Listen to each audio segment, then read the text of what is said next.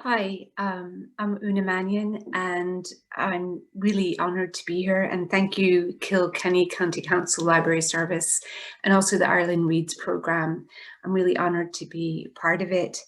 And in this first video, I'm going to talk a little bit about writing and getting started using the experience I suppose I have of writing. I only have one book, so this is my debut novel that came out in January with Faber and Faber, and so I'll probably draw a little bit on the experience of writing that as a way to kind of I don't know, but writing advice, but just I suppose to talk about the process I went through, and also maybe to encourage people who are listening who are interested in writing, and I'm assuming because people are watching that you're interested in reading, and if you're interested in reading, you might well be interested in putting pen to paper. So I think what I'd like to talk about initially is getting started, and all those things that when you how to get started. And I suppose that's one of the biggest obstacles is we might have an idea, something we'd like to write, and that might come from like a life event, so that there's stories within that have happened to us or to our family that we'd like to fictionalize or to write in nonfiction form. It might be something you've heard in the news, or a story that's just stayed with you, or a character.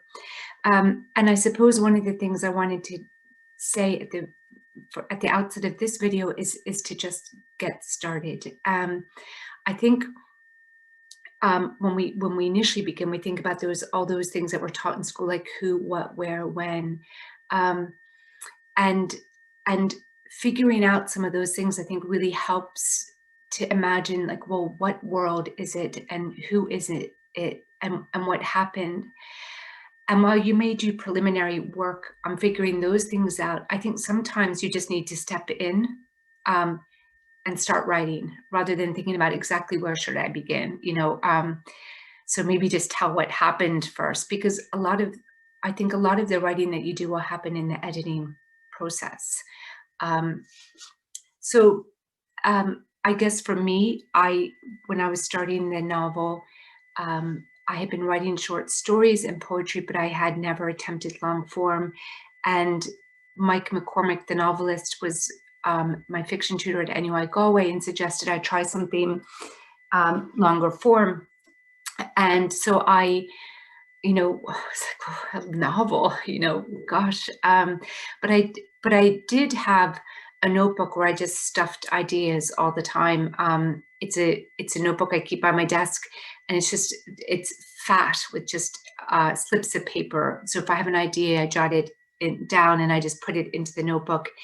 And the kernel of a story had been with me for a long time, about just a scene where a mother puts a child out of the car on the road at dusk, and that child makes a decision to hitchhike, and that something will happen. And that was the idea of the story, and I didn't really know what was going to happen to her, what would be the consequences. And I'm not someone who's very good at plotting out the whole story, but I had an event, an idea, or a catalyst, a seed of an idea that I knew I wanted to do more with, like, what's going to happen.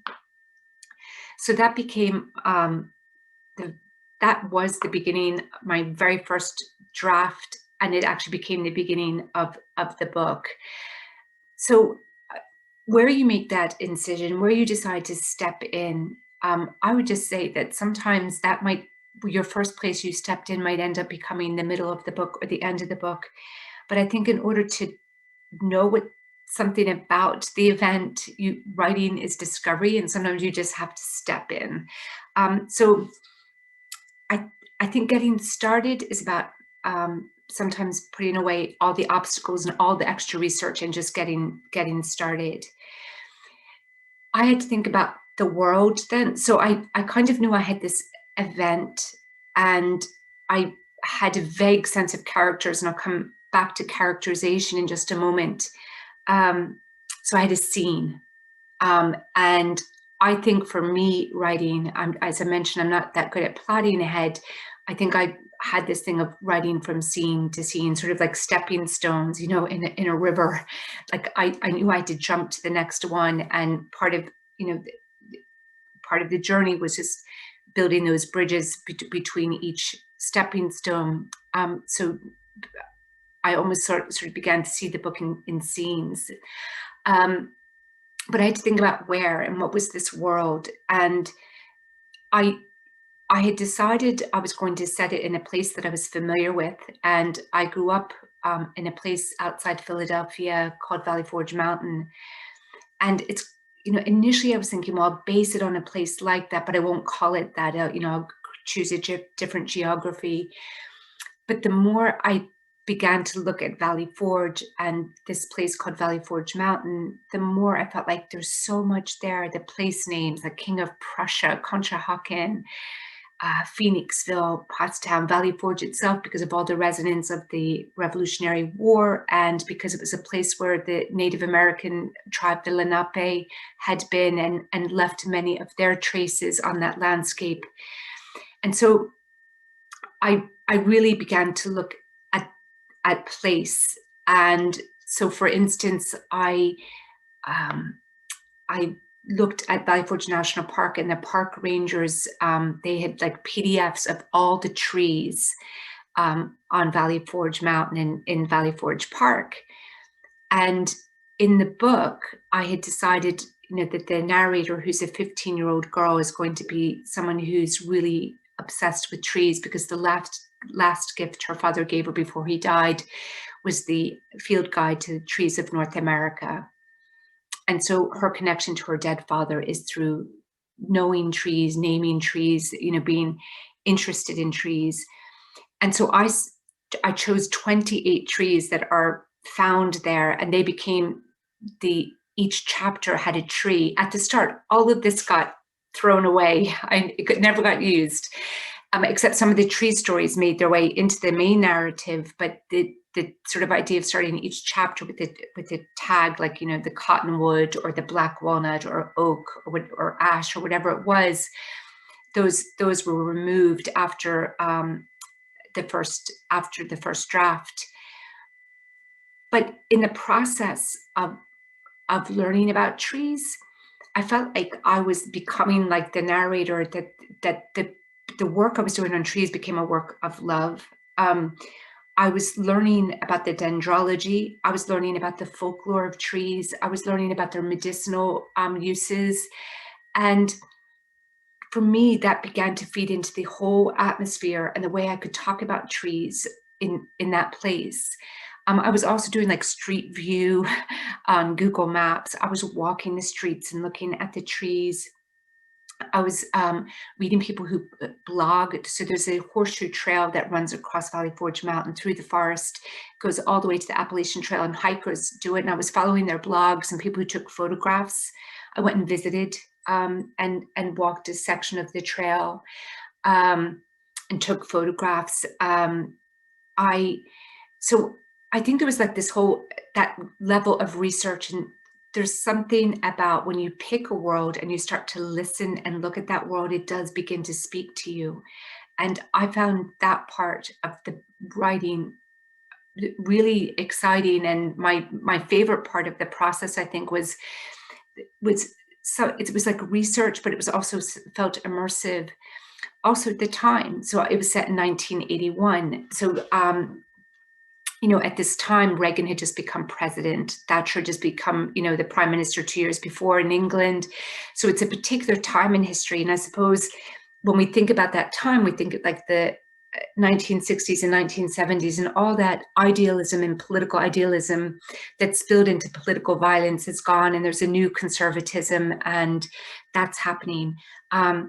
Simultaneously, the book is narrated by a 15-year-old girl, so there's a level of innocence, but there's also an understanding of sort of the menace and the threats that are out there. So at the time that they leave the younger sister on the road, she goes to her babysitting job that night, and she's reading about the Atlanta child murders, so there are things happening in the world that are that are frightening. The Atlanta child murders were happened, and I've forgotten, 20 some Black children in Atlanta, Georgia, were murdered.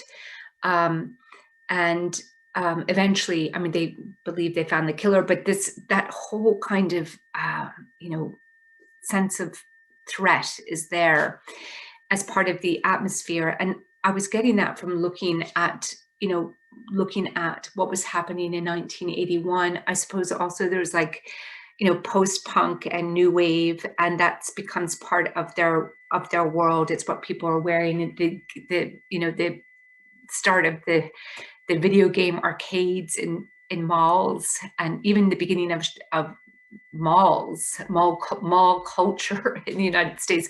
So all that's happening. And I think the research and the use of place gave me so much. And I'm working on a second book at the moment, and I'm finding the same thing, that the part that I've enjoyed the most is looking at particular moments in time and looking at place and beginning to see how all of that begins to shape characters and events. So there's, I guess there's that I had a catalyst idea or a seed of a scene to open with. I had a world that I began to think about. And I suppose then really characters, like who, and the characters, I decided to have this book narrated by a 15-year-old girl in the first person narrative voice. So initially I did it in the third person. So I wrote 30,000 words, using she. And I don't know, for me, it wasn't quite, I think I wanted there to be more of her limited viewpoint, a little bit more of her pain, her grief about her father and her anxieties about things. And I went back and used the I, and while that restricted me a little bit in terms of what other things I could see or pulling, being able to pull out a little bit and describe a place, it really had to be done through her at that point. But it was a choice I'm glad I made. I feel that the I ended up sounded more authentic to me in relation to this particular character. So the story is told by Libby, who's 15 years old. So she's innocent, but also knowing, because she's 15 and she's out drinking and she's doing the things teenagers do, and she's trying to make sense of the adult world. But I had her kind of began to think about who she was and how she was different, what differentiated her from her other, she's, 3 sisters and a brother. And so each child kind of began to have develop. And I suppose, characters are often amalgamation of multiple characters that you've read, characters that you've met, people you've heard about, so that kind of, hopefully they're not cliches or generic, but that you're beginning to build character from people that what I find interesting is that because I'm not someone who plotted a lot, I found it kind of frightening every day, arriving and starting to work, because you don't know what's going to happen. I did not always know what would happen. I know that there's that thing that Hemingway says about leave the work at a place where you can pick it up in the morning. So leave the work when you know what's going to happen next, or you're in the moment of an exciting thing, so that the next morning when you arrive, you have somewhere to go, rather than the 2 hours of, what's going to happen. But part of that thing of leaving things open, and forcing yourself to write even when you're not always sure what's going to happen, is I think that sometimes you allow characters to do things. You allow your unconscious to begin to, make things happen. So characters did things that totally surprised me, and characters arrived and stayed that I hadn't expected. So there's like this bad boy, Wilson, who's become sort of a main character. And I initially only brought him in because I needed someone to go out and look for the child, someone that the kids could call, that they trusted to go out and look for her on the road, because they didn't want to call an adult. And he arrived, and he just, I suppose, was compelling in some ways. And I started to build his backstory. And I think that, a lot of that is interesting as well, as when you're creating character, the extent to which you start making backstory for people, a lot of which might never get used or brought to fruition, but you're creating narratives about them and things that happen to them. And I really enjoyed that. So, I think one of the parts that happened in editing is that a lot of stuff gets lost, that sort of phrase of kill your darlings. And, but it's not lost, because so much of that work, in thinking about a character and what they've done in the past and how they became what they are, helps you really understand them and write more confidently about who that character is. So, so I guess for me, those elements of having a scene just to step into, making a decision just to step in anywhere, somewhere, just as a way to get started, not necessarily beginning at the beginning, but stepping into the world, looking at the world and letting the world begin to help me be in that place, to build atmosphere and tension, and then thinking about the characters. And I suppose for me, my book is probably character driven. I mean, there is this outside menace, this event that happens, but it's a lot about character and how people change over the course of the family's final summer together. And I suppose the other point I wanted to make today is about writing as discovery, about, stepping into the abyss, and as terrifying it is as to just start writing, and whether it is an anecdote, something from your life, a story you've heard. I think once you start trying to put a shape on the chaos of that experience, and you begin to craft it, it starts to become something. And sometimes it actually, it doesn't know what it is until you've continued to work on it. And I suppose sometimes I think the emotional weight of a story is sitting in one place, and I realize as I begin to write, it's actually somewhere else. And I suppose we have to trust that is part of the process. So I think I'm going to conclude this part just around the getting started.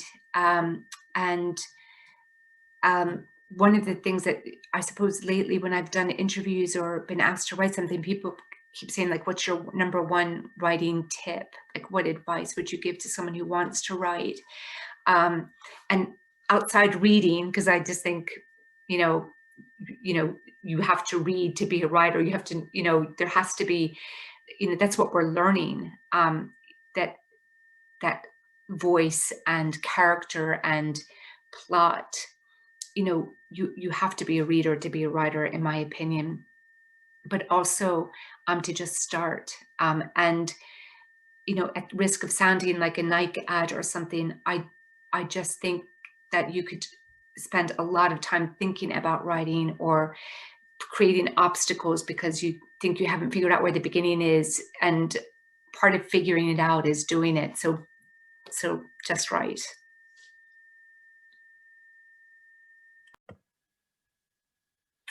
Hi, welcome back again. This is Una Mannion, and this is part 2 of my video for the Ireland Reads program. And again, I'd like to just thank Kilkenny County Council's Library Service for the invitation. It's great to be part of such a brilliant program that is getting everyone in Ireland reading, and particularly in this time. So in the first video, I talked a little bit about getting started, creating a world, and characterization.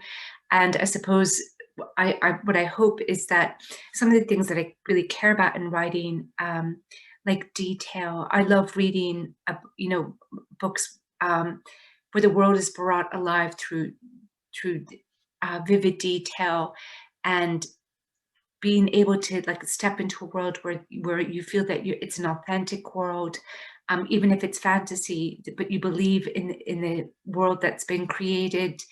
The extent to which the writer is able to create a spell, to create magic on the page, and often that's done through atmosphere. So those are, I suppose, the writing tips that I have.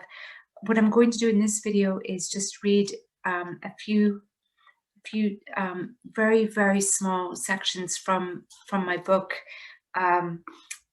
A Crooked Tree, which came out in January this year. And so, as I talked about in the last video, the catalyst event is when a child is put out of the car. So I'm just going to read a little bit from the end of the first chapter when that happens. So the family of 5 are driving, and the kids are squabbling in the car. The mother gets frustrated, pulls in. The car skidded into the shoulder right where 252 crossed the turnpike. Out, get out. My mom said it with her voice low, which let us know she meant it. Ellen reached across Thomas, opened the back door, and started to climb out. You can't leave her here, Marie said. She started to gather her bag from the floor of the front. Ellen was standing on the gravel verge of the overpass in her school pinafore, tennis shirt, and knee socks. Marie was opening her door when my mother threw the car into gear and accelerated forward. I looked back.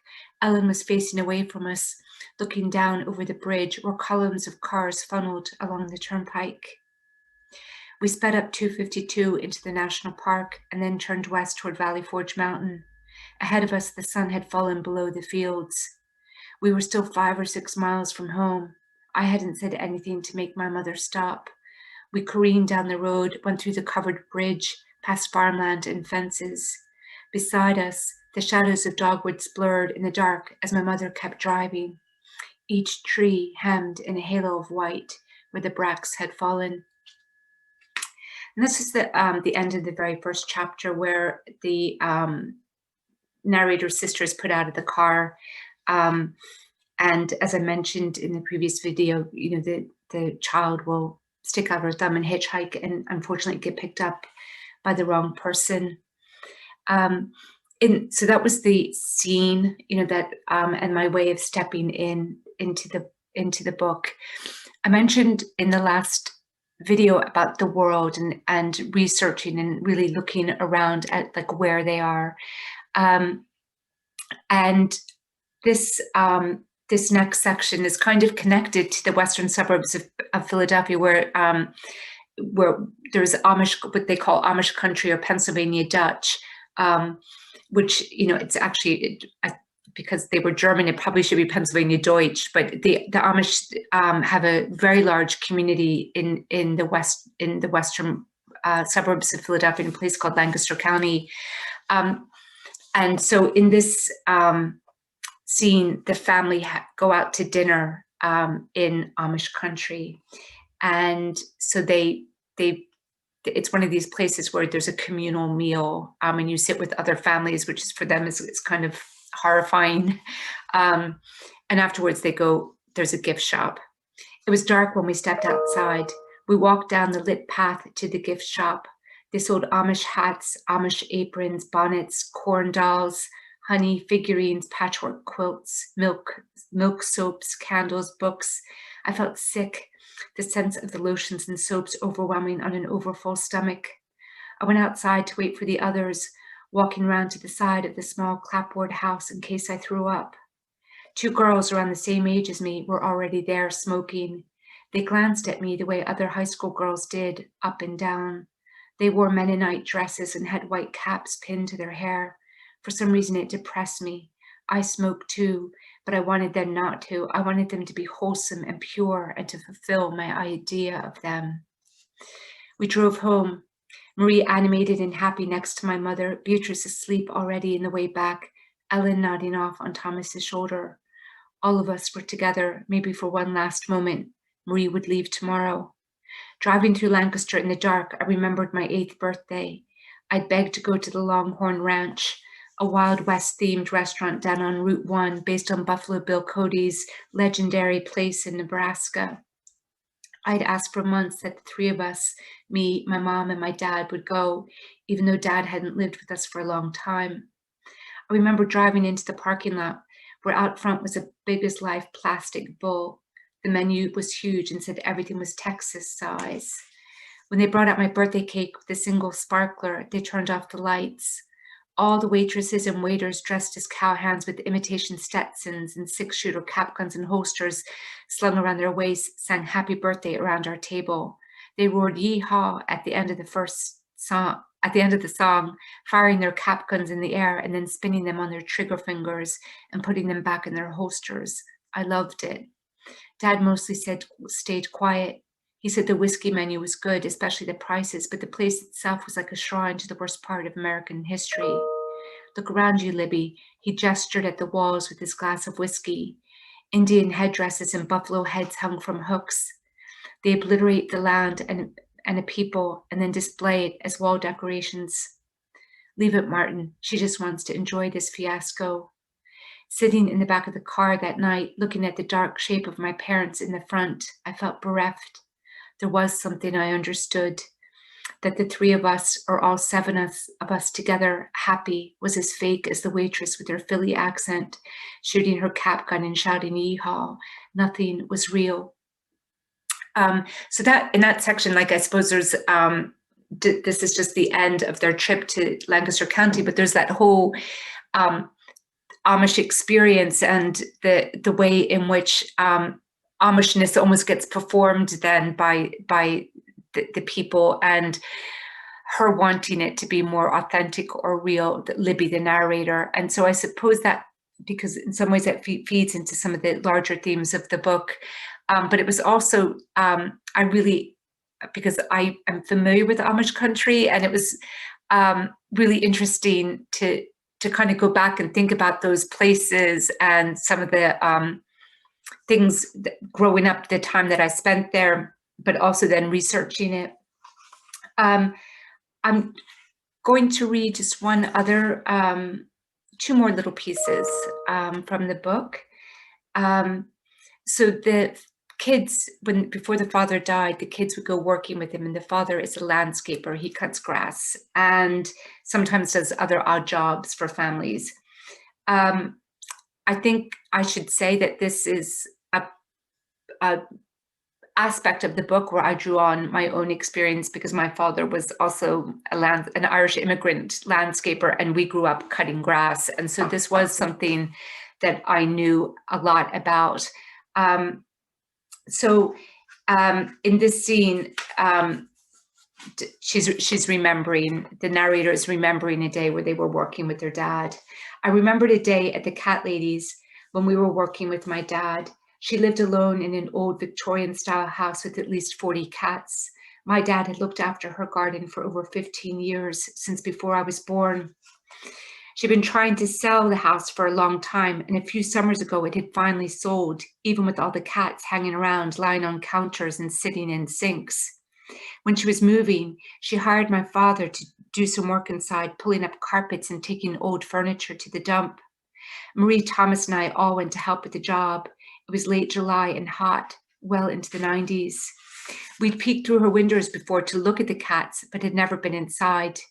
The heat and stench were stifling. The ammonia from the cat pee burned our eyes. We choked and the air squeezed out of my lungs. It was a 3-story house and the cats had been everywhere.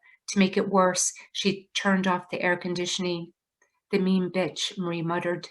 We started on the 3rd floor where it was hottest and tried to pull out the small carpet nails at the edges. Dad told us to go back to the truck and get gloves. The fumes were in my mouth and throat. When we rolled up the first carpet, which was damp, the floorboards were rotten underneath. Get out of the house and wash your hands and faces at the spigot. Get the soap in the truck, Dad told us. Thomas, you stay with me. He said that the odor would never come out. The new owners would have to take up the floorboards. Marie and I sat outside for hours saying very little, with Dad and Thomas finished the work alone, carrying rolled up rotten carpets and heaving them into the back of the truck. Thomas worked intently, staggering under the weight and smell, never wanting to let my father down. He was 14. I sat on the curb with Marie and looked over at the garden that my father had planted for the cat lady years earlier. That year's tomatoes were ripe and red on their vines against her deck. Dad had canes supporting them with soft strings so as not to damage the tender stalks. The cat lady had a Venus de Milo statue in the garden, a naked woman about as high as my hip with missing arms. Marie walked over and kicked her to the ground and came back and sat next to me on the curb. Her face was dirty and streaked. Fucking people think they know something about culture, she said. And finally, I'm just going to read one small section from towards the very end that doesn't contain spoilers or anything. So I suppose the events of the summer have happened, and they have had a few traumatic events that are a result of that initial scene of the child being put out of the car. And this is the narrator at the end, towards the end. Even without knowing all that was to come, I already wanted to go back to before, to hold us all together in the car driving through Pennsylvania Dutch, so squished and inseparable, I couldn't tell where my skin ended and my sister's began. I wanted to be in the back of Dad's pickup truck, us and the machines after a day cutting lawns, driving home and the air cooling us as we drove, grass blades and leaves in a swirl around us. I wanted to hold us there, together, summer evenings in the driveway, playing kick the can against the dark, calling from azaleas and dogwoods, running the trails. I wanted to be on the moss hill in the kingdom, smoking Charlotte's Kents with sage, or looking up through the canopy of maple in October, wearing a sweater, wading through leaf fall. Even now, sometimes I want to be driving west down 252, and Ellen's tired head falls on my shoulder, and I don't shrug it off, and she stays there with us in the car, to drive again, all of us together through the covered bridge, to feel the wooden planks beneath our wheels, to climb the mountain, knowing the turns by heart, by the feel of them, to be going home. Thank you very much to anyone who listened, and to the Kilkenny County Council Library Service, and to Ireland Reads. Thank you very much.